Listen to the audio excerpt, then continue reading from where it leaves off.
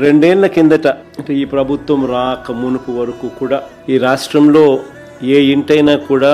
చర్చ జరిగిన అంశాలు ఏమిటి అని అంటే సంక్షేమం గురించి, అభివృద్ధి గురించి, విద్య, వైద్యం, వ్యవసాయం, పరిపాలనా రంగాల్లో విప్లవాత్మక సంస్కరణలు, ప్రజలకు జరిగిన మంచి గురించి 2 ఏళ్ల కిందట ఏ ఇంట్లో అయినా కూడా చర్చ జరిగేటివి ఏదైనా ఉంటే ఈ అంశాల మీద చర్చ జరిగేది. చంద్రబాబు నాయుడు గారి పరిపాలన వచ్చిన తర్వాత ఇవాళ ఏ ఇంట్లో అయినా కూడా చర్చ ఏ అంశాల మీద జరుగుతూ ఉన్నాయి అంటే రెడ్ బుక్ రాజ్యాంగం,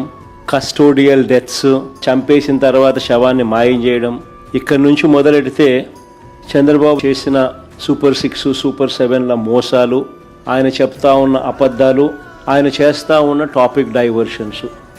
వీటికి సంబంధించిన చర్చే ఈరోజు ప్రతి ఇంట్లో కూడా ఈరోజు జరుగుతూ ఉంది.